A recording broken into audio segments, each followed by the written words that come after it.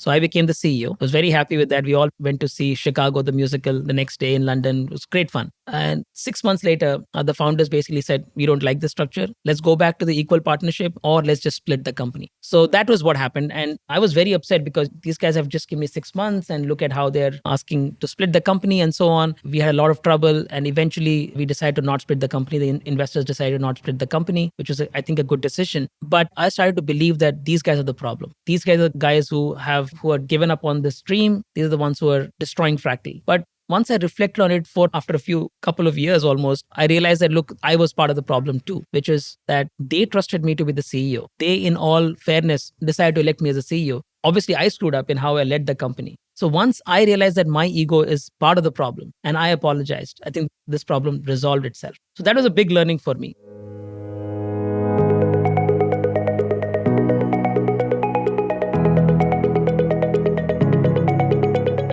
Welcome to X Unicorns, a podcast brought to you by Blume Ventures. Blume is one of India's premier homegrown early-stage venture capital funds. If you're asking yourself what in the world is an X-Unicorn, rewind to episode 1 where we share the origins of the term X-Unicorns. We promise it'll be worth your time. In this series of conversations, we want to look back and celebrate founders and startups that have entered and are soon entering the X-Unicorn Club. Stories of founders that have played it by their rules and taken unconventional or even long drawn-out paths to get there.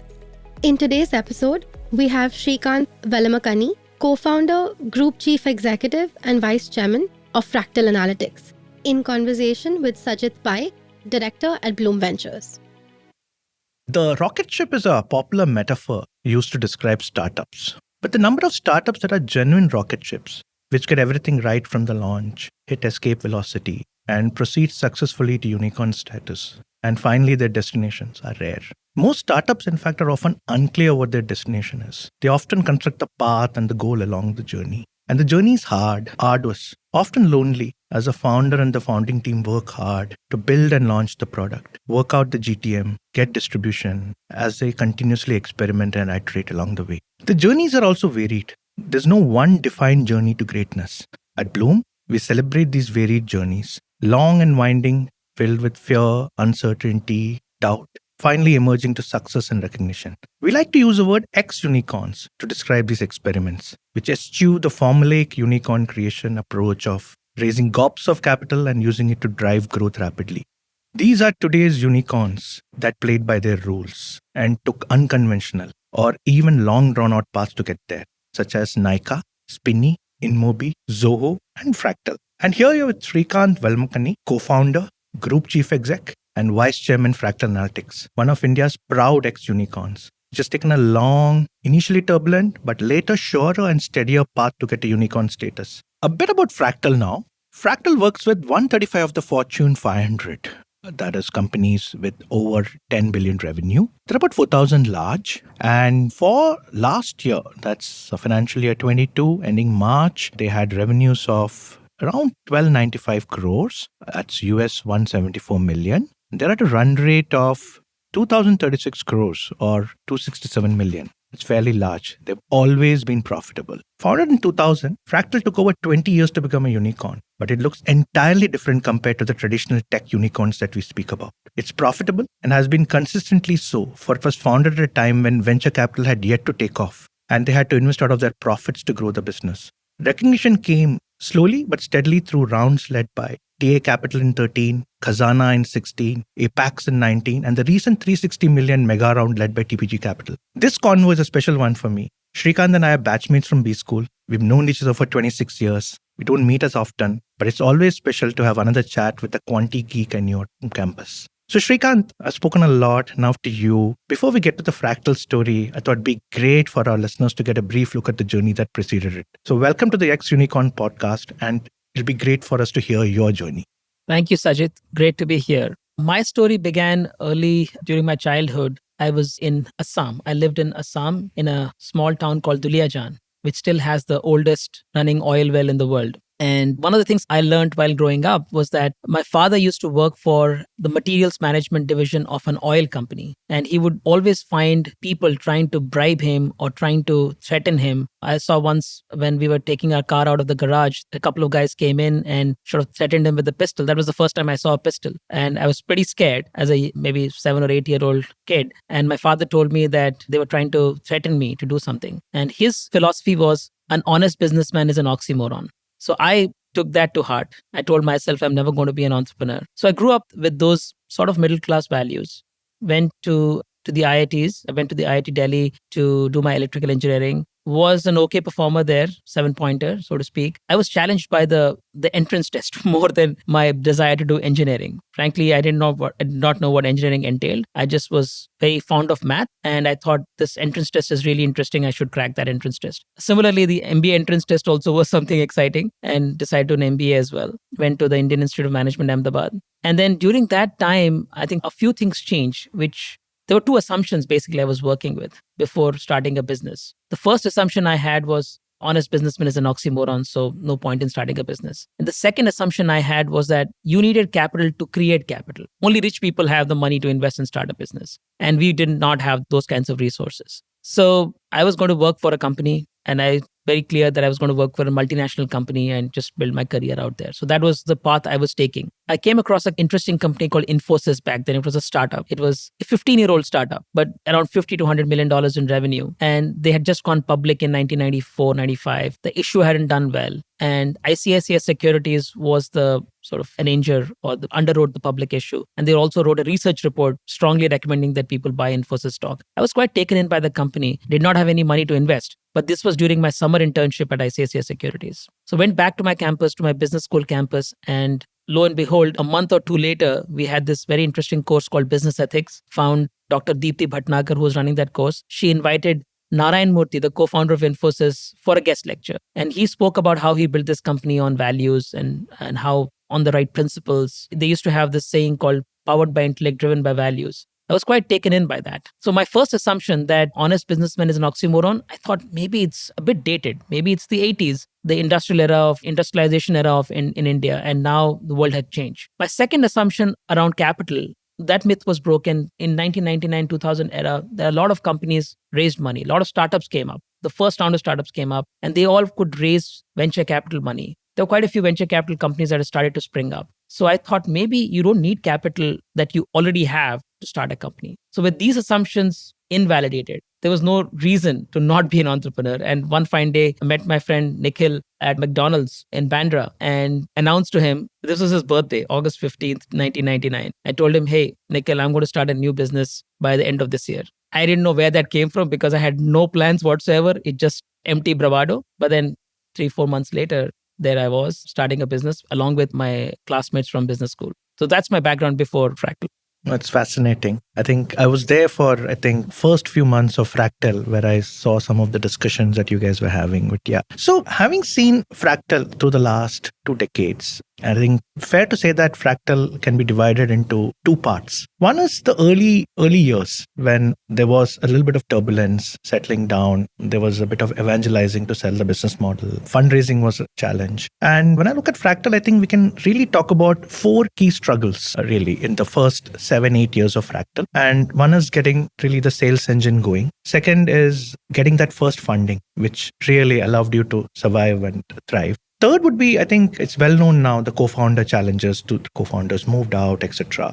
And finally, the US GTM. And then from there, building out the international GTM. So take us a little bit through these and what were the learnings? What were the lessons? Love to hear you talk about this.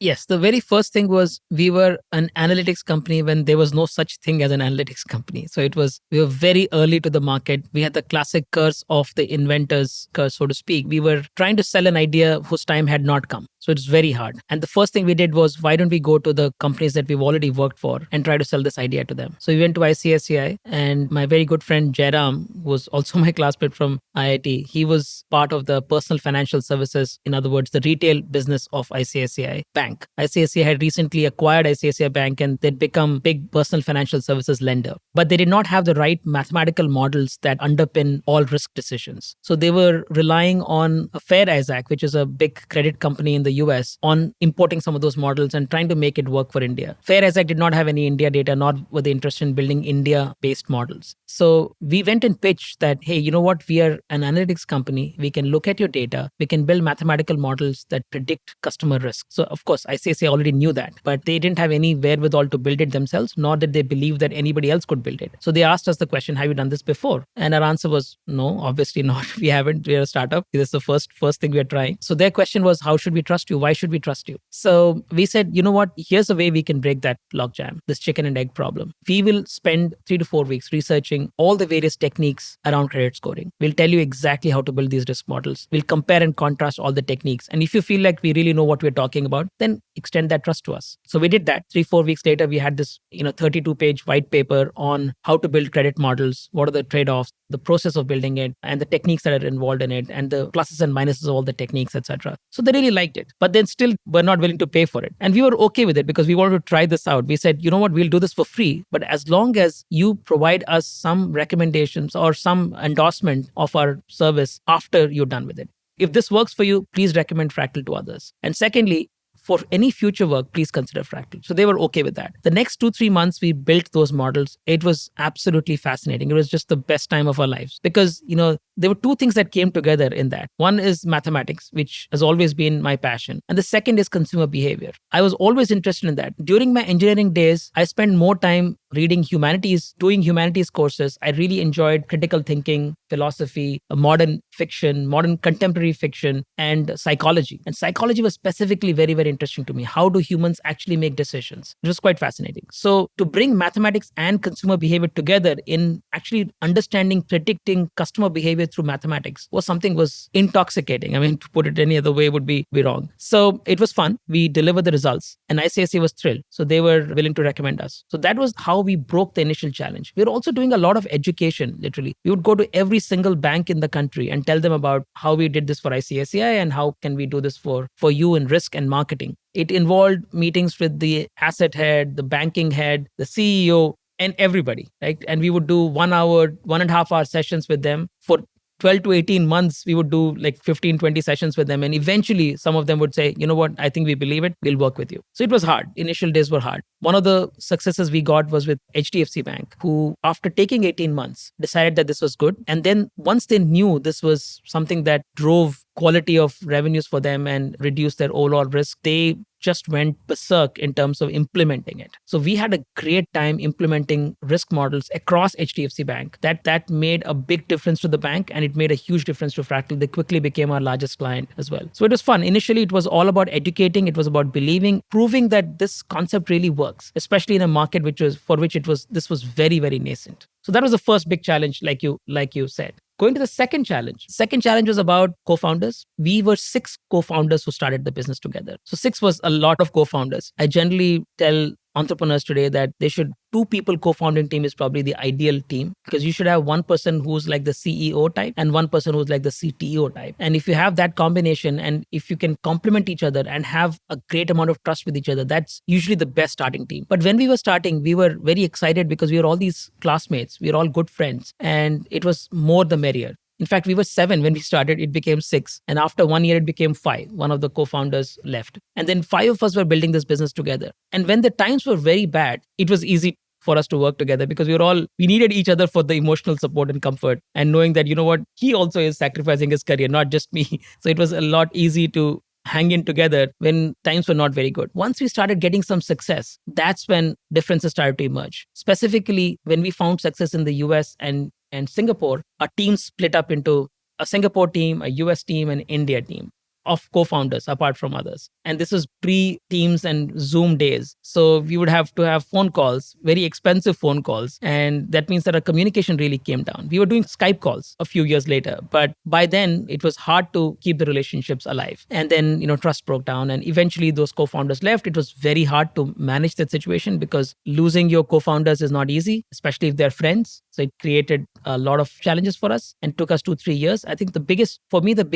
reason for that, biggest learning for me was that I had to grow in order to solve the problem. So here's how it happened. In 2006, we had a CEO election. So before 2006, we were all a bunch of co-founders working as equals. And we had an investor. I'll come to that story a little later. And so the investors basically told us, you guys have to find a CEO. Because it's been a few years of doing this together, like equal co-founders. You must find a CEO. So Pranay and I were based in New York. Pradeep and Nirmal were based in Singapore, and RK was based out of Mumbai. So we all decided that we should have this meeting in London because all of us, it'll maximize or it'll optimize the travel for everyone. So as we were boarding that flight, Continental Airlines flight from Newark to London, Pranay and I were discussing who should be the CEO now that we're going to elect a CEO in this process. And we agreed that, you know what, RK should be the CEO because he's based in Mumbai. A large part of our team is based in Mumbai, and he's the senior most of the people because he had more prior work experience than the rest of us. So RK should be the CEO. We all landed in London, and the first thing RK says is, look, I don't want to be the CEO because I don't find this idea very useful. You know, this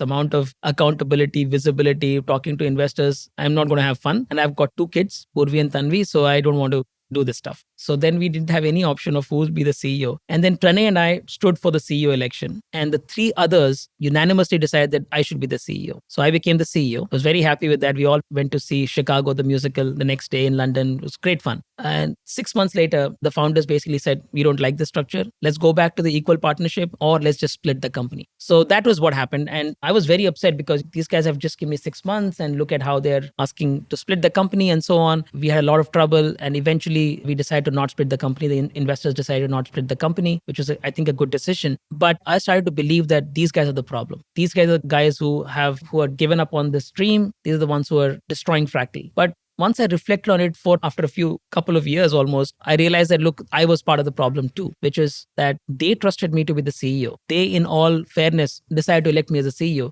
Obviously, I screwed up in how I led the company. So once I realized that my ego is part of the problem and I apologized, I think this problem resolved itself. So that was a big learning for me. So that's the second challenge that you were talking about. Coming to the third challenge, which is about fundraising, it was very hard because early days, there was no venture investments in India. There were about 300 venture capital companies. We sent our business plan to almost everybody, but there was no response from most of them because because of post.com crash, everybody's being very conservative in investing. So we were not getting any money. So finding Sasha and Gullu Mirchandani and getting them to trust us was a big deal. And they basically trusted the team more than the idea. They knew that, look, we'll figure out the idea sooner or later, but let's trust the team. So it was all about persistence. We just had to hang in there and eventually find somebody.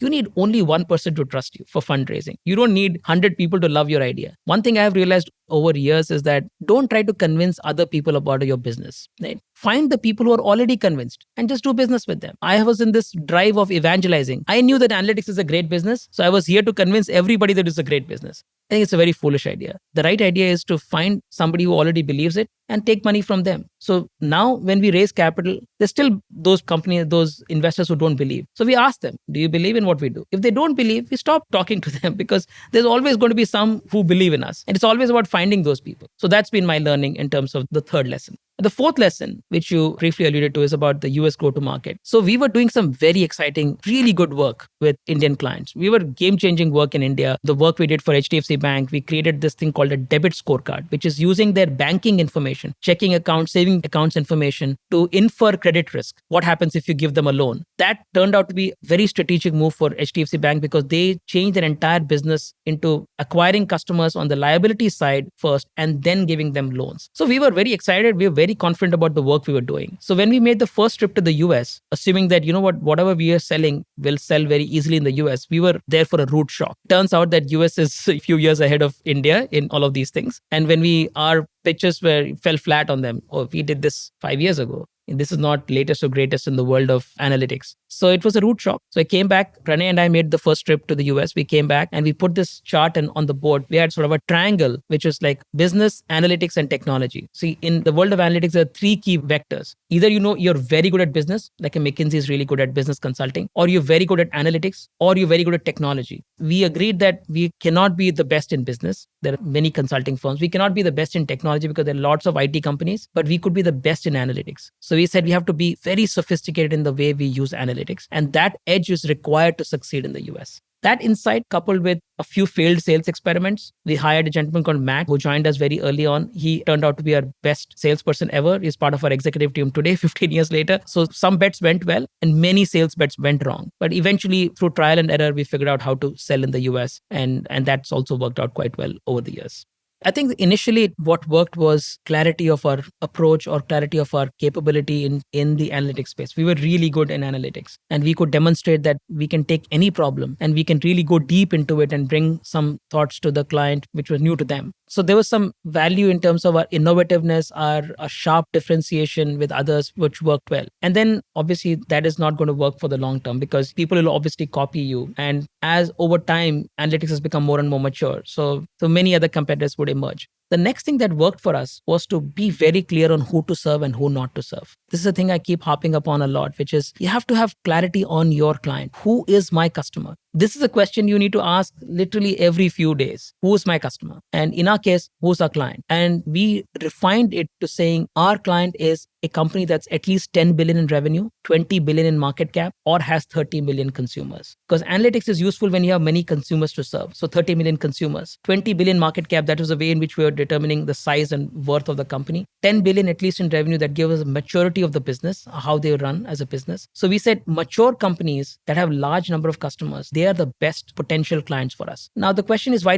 can't you serve everybody? What you realize is that if you clearly choose who to serve, you have to clearly choose who not to serve. And once you choose who to serve very clearly, you get better in understanding them, how to fit into their ecosystem. For example, if you want to serve big companies, you have to understand the complexity of those organizations and work within those complexities. Many of those companies have many vendors, partners, etc. You have to work with many of them to drive results inside the company. You have to make sure that you understand how the budgets are made, who has the budgets. You have to understand these things. This is going to be very different for an exciting startup. None of these answers would be valid for an exciting startup. If you want to serve an exciting startup and a Fortune 100 company, you're going to struggle in both. So we picked our lane, and that also became very helpful. The third thing I will say is just building a sales engine, building a machine that can go and approach these. Now you know exactly who to serve. Therefore, the list is already small. We had a list of 250 to 300 companies that we wanted to serve. And now we built a sales force that could go and have conversations with them to build that. And then obviously we had built a marketing engine, etc. But the third piece is about making sure that you have the relevant conversation and you win what I call as the moments of truth. Zeroth moment of truth, meaning if people are searching for analytics, will they find Fractal? We were not the ones because, we didn't have the marketing dollars to win the zeroth moment of truth. The first moment of truth is when they have the first conversation with you, are they convinced that you are really good? And we had to get really good at that. And we were, right? It off and on, we keep losing the edge and gaining the edge as well. But that was the second one. Third one is the second moment of truth, which is once they start using you, do they really believe in what you do? Because have you delivered flawlessly? And once we crack those three moments of truth, I think we could build a company that could grow and be there for a long time. This is riveting. Thank you for being candid about the early challenges. Now to the Fractal that had grown up. So the later part of the zeros, Fractal started coming into its own. You started reading headline numbers about Fractal, etc. At that point, say the late zeros to today, what has been that journey like? What are the challenges that came up there? And I would love you to kind of double click into some of these challenges. How was the experience of serving the Fortune 500 companies, the 10, 20, 30 guys? What are the challenges in, for example, hiring, for example? I suppose capital would have made it easy, but you didn't raise capital for a long time. I think early 2000 or 2001, you raised that first round from Gulu, the Mirchandani family, not even K Capital. I don't think they were existed then. And then till 2013, there were 12 years of no capital. You only had profits really to plow back. Take us a little bit through Fractal in those years, the years of growth. Yes. So we raised capital. We raised about $400,000 in today's dollar terms from Gulu and Sasha. And so there's not a lot of money, right? And clearly you couldn't even hire a single salesperson in the US with that money. So we had to be profitable. And because we were solving some interesting problems, even though India is famously not good at paying companies like us,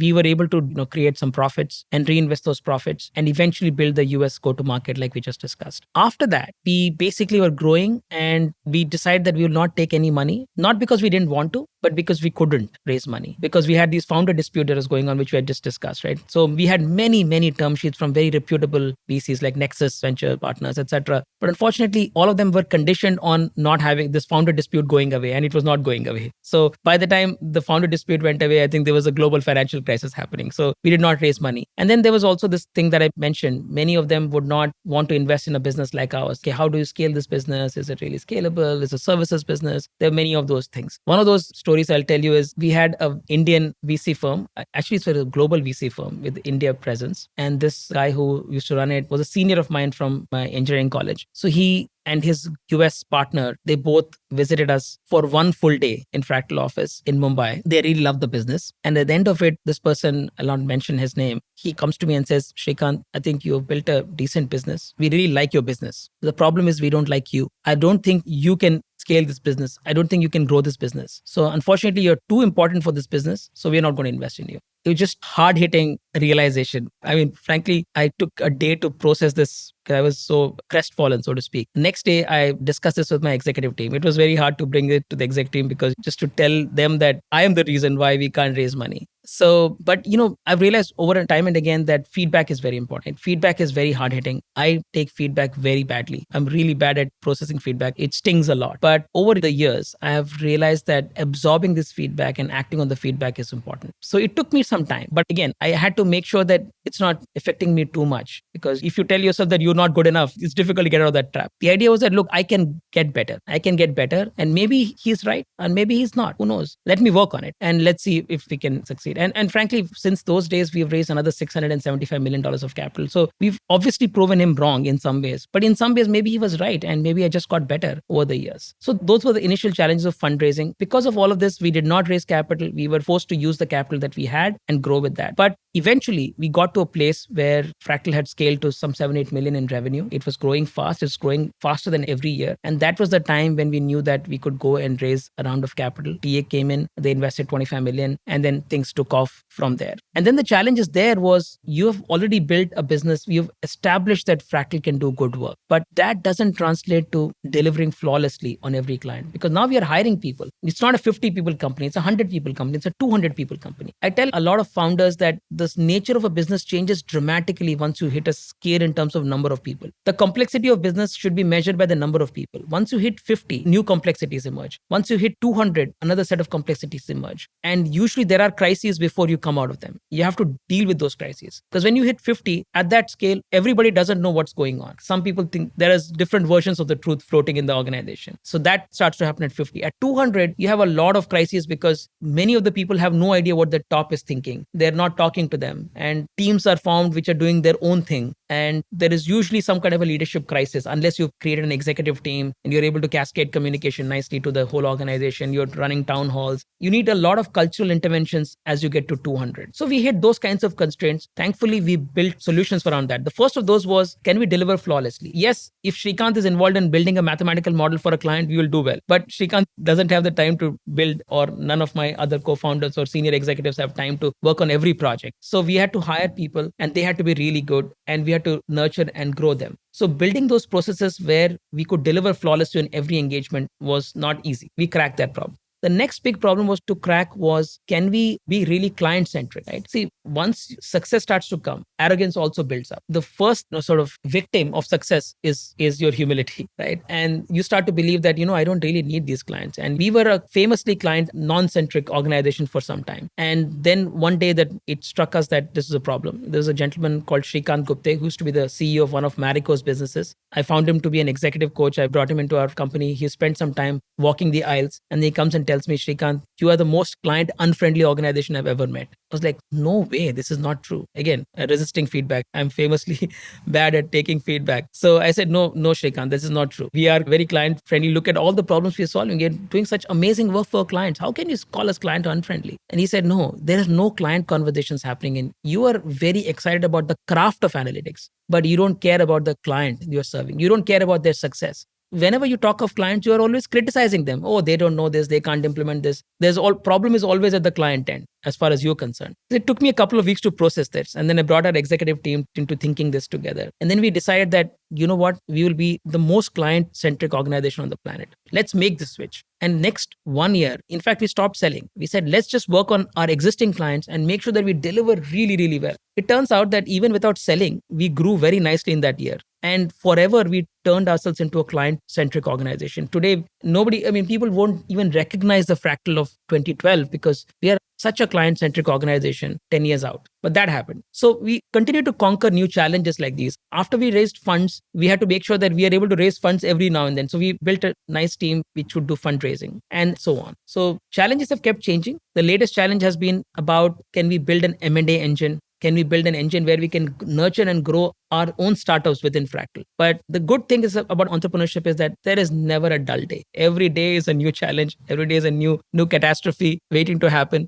And your actions make a difference. So it's exciting. No, this is fascinating. I particularly enjoyed the part where you talked about how Srikanth Gupte influenced the change towards Fractal becoming a more client-centric organization. I just want to double-click a little bit deeper into that. Were there certain cultural kind of practices or cultural statements or culture creation that you have to do to kind of drive? For example, culture is all about, what the CEO rewards, founders reward, what the founders do. How did you change and how did the top team change to drive this client centricity? I'd love you to double-click into this. Firstly, I'll acknowledge that every challenge of Fractal has been personally a growth challenge for me. I realized that every time I could grow the company. So I'm at any point of time the biggest strength and the biggest threat to the company, because the moment when my growth is constrained, I constrain the growth of the rest of the company. So this client friendliness, I realized, was my problem because I was this really arrogant guy.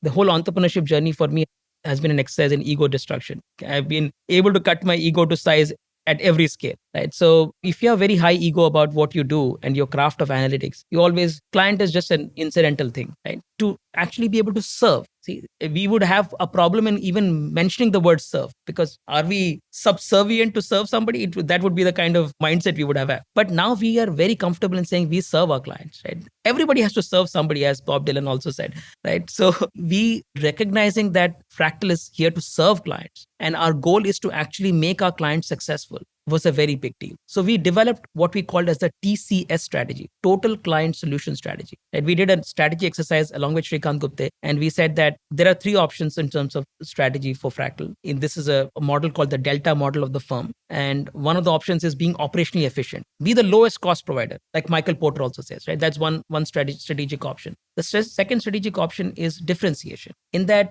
for Fractal, it would be the best product. We are so good at analytics that you have to work with Fractal. Yeah, no options. This was naturally the path that Fractal would have taken because that was a natural way in which we operated. The third option, according to this Delta model of the firm, was what we call as a TCS strategy, which is Total Client Solution Strategy. The idea was that create client lock-in by serving them so well, by understanding their ecosystem and being so important to them that you will be irreplaceable. We said we want to be that company. We want to completely pivot to client centricity and really drive great results for our clients. There's a fourth model which was not applicable to us. I'm not going to go there. So we picked that strategy option. We decided that we will not sell to any client for the next 1 year. We'll only focus on our existing clients and really grow the business. And we created a set of rules. For example, we said that we have to make sure that we understand all the partners that this client works with. Naturally, let's say a partner would be an Accenture. We would normally hate Accenture because you know what? They're competitors. They're taking over our business. In this new world, we decided that no, Accenture is a friend because working with Accenture or with Infosys or with HP, we can drive better results, let's say for P&G.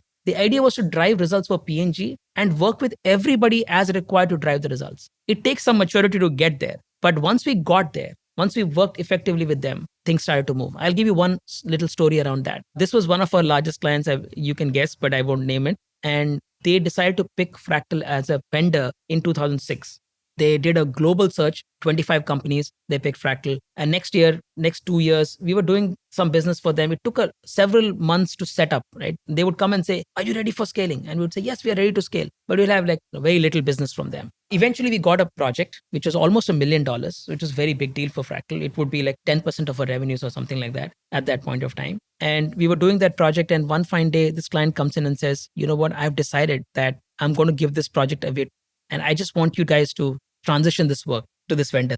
We were crestfallen because this would be a body blow to the business. But you know what? If we have to serve this client and we have to make them successful, we have to make this transition happen. So we did a great job of transitioning this business to them. It took us 3-4 months. We made sure that everything we were doing perfectly could be replicated by this other vendor. It happened. Client was very happy with us. And as part of that, they realized that, okay, Fractal is hurting because they're giving all this business away. So they decided to give us some more business. So first of all, they sort of compensated us for being so nice and in the way we transitioned this work. It turns out 3 years later or 4 years later, they came back to us and said, Fractal, can you do this piece of work that we asked you to transition out 3-4 years back? I said, I thought you've selected another vendor. They said, no, we realized that you are more expensive, much more expensive, but you are actually better value for money because you're doing the same work in 3 weeks, what the other vendor is taking 3 months to do. So they gave that work back to us. My lesson from this is putting the client first and doing what's best for the client actually worked out quite well for Fractal. So this is a big cultural shift. So you asked for cultural shift. That was one big cultural shift. The second major cultural shift was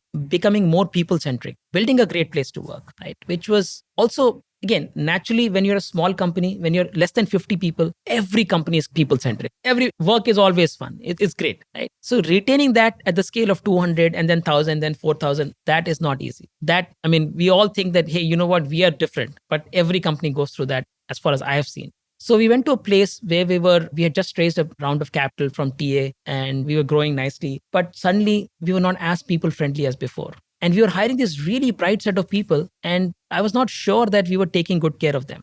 So the question Pranay and I asked ourselves was, okay, look, we started Fractal when we were 25 years old. And we are hiring all these very bright 25-year-olds. Each of them could potentially start a Fractal. But are we extending the same level of trust to them as we extended to ourselves when we started Fractal? Why not? These guys are as smart as us. And if you don't give them that much trust, why should they hang around at Fractal? It was some soul searching we did. And we went and created this set of things called people principles. We had 7 principles around how to manage people. I'll not give you all the details of that, but the essence of those 7 principles were trust, transparency, and freedom. How can we extend a lot of trust? Treat them like adults, right? Don't treat them like kids. Give them a lot of freedom. Let them be the CEO of their careers. And everything in Fractal should be transparent to everybody, right? Everybody should be able to ask an honest question and get a full answer. So our board decks, the presentation decks we present to the board, and the ones that we present to our people in a town hall meeting are exactly the same. No slide changed. No word change in a slide. That's a big deal. And by the way, we took that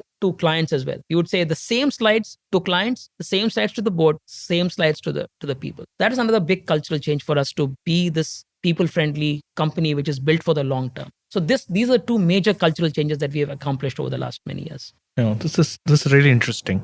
I just want to move on to one interesting element I've seen in Fractal, which is how there are companies spinning out of Fractal. Cure, of course, and Thermin are clearly the 2 big ones, which have raised external funding. But there are also many others. So I'd love to understand, how did this come about? Was it to really work with these young folks who are coming and who could theoretically launch companies like Fractal? Was it a way to reward them? Or did it organically evolve? Would love this, Srikanth, because I haven't seen this in too many other companies. I actually have hardly seen it in any other company. The inspiration for this was an interview that I watched of Jeff Bezos by Charlie Rose in 2009. And Jeff Bezos has always been one of my inspirational role models back in the early days of Amazon as well, because I used to really enjoy his shareholder letters, his ability to see into the future. I was quite fascinated by some of that stuff. 2 things he said in that interview which really sort of moved me. Number one, he said, Charlie Rose's question was, you are just a .com company selling things on the internet. Why can't other people copy you? Why should Amazon exist for the long term? This is in 2009. And Jeff says, look, there are 2 reasons why we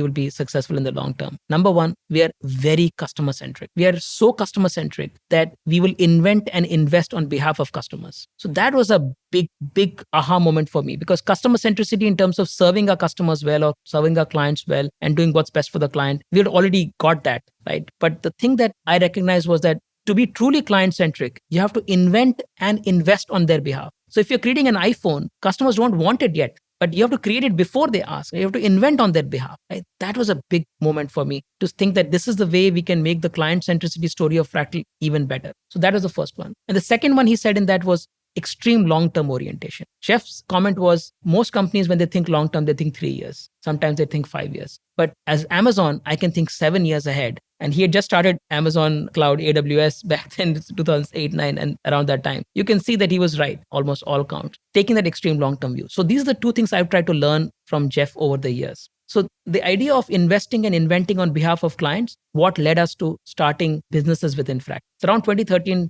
2013, we created Fractal Sciences, which is our first time we were investing significant amount of money in R&D. Otherwise, as a services business, you can say clients are asking for problems, you solve the problems, you're good, right? You don't have to invest in R&D as a services company. So we said, no, we will invest up to 12.5% of revenue in R&D. That is a big commitment from us. So we created a team called Fractal Sciences. And then Fractal Sciences came out with lots of interesting stuff, including a bunch of product ideas. And then we wanted to see how we can give wings to those ideas. So these were like little babies that were incubated within Fractal. Now we have to see if you can really grow them into fine adults and send them to college, right? So the entire philosophy around these spin-outs was like, can we send our products, our businesses to college, right? And therefore, and around the same time, Google had just split its business into Google and Alphabet. So the inspiration was, okay, can we split Fractal into Fractal, the core business, Fractal.ai, and Fractal Alpha, which is creating all of these product companies? And can we make sure that we set up these product companies in a way that they can raise their own capital and eventually lead their own life as an independent public company? And so we incubated a few ideas. Cure was one of the first. Cure.ai, and obviously it has been very successful, raising lots of capital lately and doing some very game-changing work in making healthcare accessible and affordable. That's been very successful. We set up Crux Intelligence, which is about future of decision making. So we would take these to our clients and show them that here's how we are inventing and investing on behalf of you. So this is the logic. Over the years, we have created 7 or 8 different startups like these. We have also killed a few that didn't work out. So we have this creative destruction process. But eventually we created a process called ideas to business. So how do we nurture ideas? How do we create a business out of that? How do you make sure that we raise capital? How do you make sure that we help grow these entrepreneurs so that they can become fine businesses? So Prashant was the first one, Prashant Warrior, and he was a Fractalite. He left Fractal and I managed to convince him to come back to Fractal. And then we brainstormed. Cure was born and Cure has been very successful. Natwar built Crux Intelligence and so on. So over the years, we built some that we incubated. And in the last couple of years, we've also invested in companies or bought companies for the same reason. So Samya.ai was an acquisition. Analytics Vidya is an investment. SenseForth is an investment. SenseForth.ai and so on. Now, this is interesting. Thanks for taking me through the background. So we're kind of nearing, I would say, the end of this. And we started with you, then we went to Fractal, we saw Fractal's growth, and now I want to come back to you a little bit. And in the last 5-7 minutes, I just want to kind of double click into Srikanth's production function, and what really makes Srikanth. So just a little bit about what Tyler Cowen calls your production function. How's your day? How do you structure it? A little bit through what helps you kind of go at 100% output, etc. So would love you to kind of double click into that. So one thing I learned over the years is that as you become more senior in the organization, you need to have more free time. So one of the business school professors told me that as a CEO, you need to have 40% of your time available so that you can respond to the unexpected, to the emerging situation. There's always some emerging situation at any point of time in a company, and you have to free up your time so that you can think and you can creatively solve that problem. I have not got there yet in terms of having 40% free time, but I try to keep a little bit of free time. I end up reading a ton of books every day. So whenever I have any free time, I'm reading something or the other, and I try to process it. And most often I try to teach what I read in a book so that I can learn from it, because teaching is the best way of sort of retaining the information that you've gathered from a book. So I do that with my colleagues and so on. So that's what I do. And in terms of time spent, for me, clients are obviously very, very important. So I try to see if I get at least 2 or 3 client discussions in a week, at least every single week. And the second thing I do is to spend time with the people. So I spend a lot of my time with my direct reports and Fractal at large. So for example, I have this thing of making sure that in any conversation, let's say with my directs, I don't bring any agenda. So I have a weekly one-on-one with every single direct report, and I go in with agendaless. So I'm here to discuss, and every person who works with me brings their agenda. Okay, these are the things I want to process. It could be personal, it could be professional, it could be anything. But I am there at that point of time to actively listen and brainstorm and solve some problems together. We don't spend time on looking at the metrics or doing reviews of business, etc., because I know that there are other forums for that. In a one-on-one, the idea is to help this person drive more success at Fractal and in their own lives. So that's another thing I do. And then recently what I've started doing is to talk to a few people who are at Fractal who are exiting. So one big philosophy that I propound is that how you treat people on the way out is a bigger determinant of your brand than how you treat them on their way in. So when people leave Fractal, and many people leave Fractal, right? Because we have a pretty decent attrition rate, and a large part of people who touch Fractal are not Fractalites and or ex-Fractalites. So I make sure that I understand the reasons for their exit. So I spend this like a town hall like setting where I ask all the exiting Fractalites questions around what made them leave, what was their experience, how was their experience vis-a-vis other companies that they've worked for before, etc. It's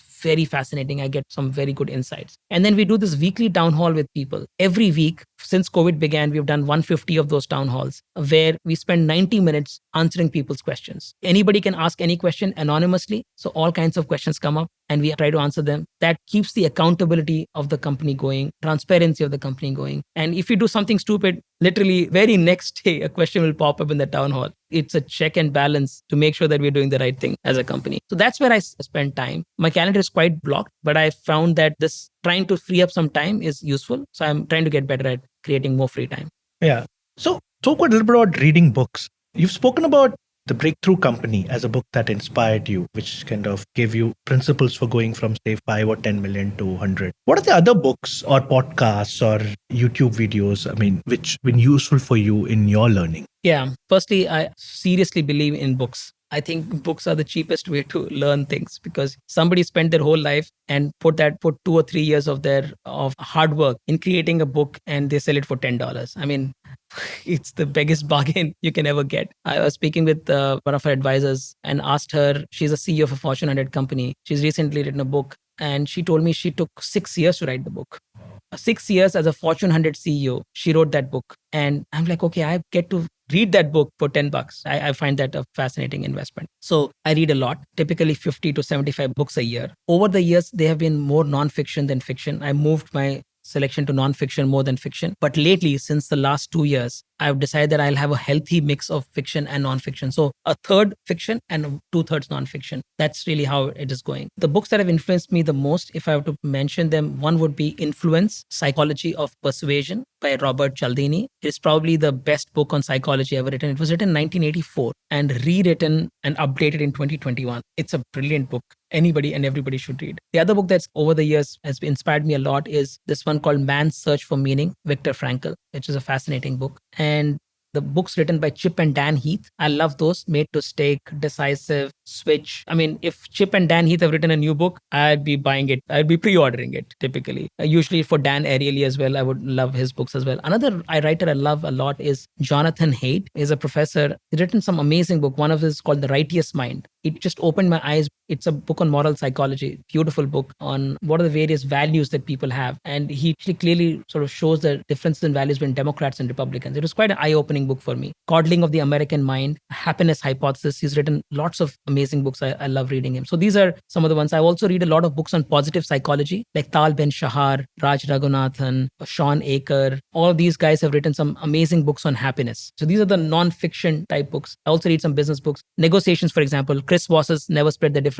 Great book. Love some of those kinds of books. On the fiction side, like I said, I haven't read too much fiction lately. I actually read Handmaid's Tale after 20 years of 30 years of it being published, but I really loved it. Planning to read the Testaments now next. Recently, I picked up this book called Seven Husbands of Evelyn Hugo. I don't know if you've seen that one. It's written by Taylor Jenkins Reid. It's actually a beautiful, beautiful book. I really enjoyed reading that. And The Lincoln Highway by Amor Tolls. So these are some of the fiction books that I've recently read. My thing was, maybe I'm not going to learn much. If you have a very strong learning orientation, you're thinking that fiction, maybe I won't learn much, but it's actually quite good. You might learn fewer things, but you learn them better when you read fiction. That's my insight about that. So those are the books. I also watch a lot of sort of late night comedies on YouTube. So Stephen Colbert is my favorite comedian. I also listen to John Oliver, Jimmy Kimmel, Jimmy Fallon, and Trevor Noah, Bill Maher. I love all these people. And for news, I listen to PBS NewsHour, which is very centered, unbiased coverage of US news, which I listen to. I listen to some of the stuff by the print by Shekhar Gupta as well. So these are some of the things I consume on YouTube. Yeah. Oh, thanks for this. Yeah. Just a little bit now. I know you're a math geek. And so this is really to the inner math geek in you. Do you have a favorite math equation? Like something that you find beautiful? Because a lot of mathematicians find meaning and beauty in mathematics. So just curious. Sajith, I think this question is like asking a painter what's his favorite color. I think I love a lot of math equations, but if I have to distill everything into one math equation, that's probably the most beautiful math equation of all times. It's not even an equation, it's, if you should call it an identity. It's called the Euler's identity. It is e to the power I pi plus 1 equal to 0. So now this is simple equation, right? It's not a big deal. E to the power I pi is cos pi plus I sin pi, which is minus 1. So plus 1 equal to 0. So that's simple as that. But look at the beauty. E, which is a transcendental number, it comes from a very different background. To the power I comes from complex numbers, square root of minus 1. Pi, which is an irrational number, comes from geometry and circles and so on. Plus 1, which is one of the most unique numbers in the world. And 0, obviously a fascinating number in itself. It combines 5 of the most fascinating numbers in mathematics into one identity. So it's just the most beautiful identity you can look at. Of course, many other equations are beautiful as well, but this is the one. If I had to pick one, this would be the one. Oh, that's really fascinating. Yeah. Okay, so a slightly kind of, people might say this is a slightly gruesome question, but asking this of, some of the founders in this series, and I thought I'd love to kind of get your reaction to this. Fave last meal and why? See, over the years, my diet has changed. So I have moved to a diet called whole food plant-based diet. So it's sort of like vegan, except that it's vegan, but I don't eat processed food either. So you can eat a bag of chips that's vegan, but I try to avoid processed food as much as possible. So I eat whole foods plant-based diet. So that's my diet. And my sort of plan is that over the years, I'm going to make it stricter and stricter and reduce the palate further. So if I live for a long time, I hope to live for longer, then I'm hoping that from whole food plant-based diet, I'm going to become a raw vegan after some time, which means that no cooked food, and eventually move to fruits and nuts. That's my eventual goal. I don't know if I'll get there. Obviously need others to support me in getting there. But if my last meal would probably be a bunch of fruits, it would possibly be guavas, raspberries, blueberries, peaches. Those are my favorite fruits, and maybe some nuts. Fascinating. Thanks, Srikanth. This was an absolute pleasure. Thank you for being candid. Thank you for being open to sharing what all you've learned over the past 20 years. Thank you for being vulnerable. And listeners, thank you all for checking out X Unicorns. This podcast is a Blume Ventures offering, and we'll be releasing a new episode every Tuesday. No podcast is produced alone. It takes a village, and our sound engineer is Shrey Tiwari, and our producer is Vedant Naik of Manicpod Studios. They helped us put this together. See you all next time. Cheers.